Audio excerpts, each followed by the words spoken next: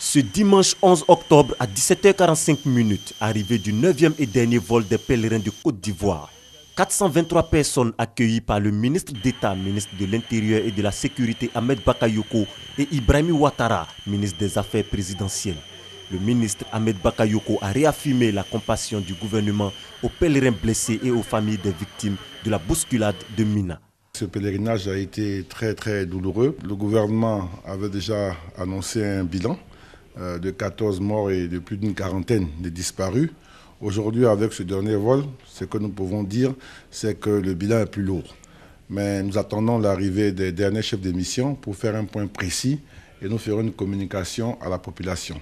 D'ores et déjà, nous voulons redire les condoléances du président de la République et de tout le gouvernement à toutes les familles endeuillées et qu'avec le COSIM, nous allons organiser une grande cérémonie de prière et d'hommage à nos disparus. Le drame de Mina a causé la mort de plus de 1000 personnes.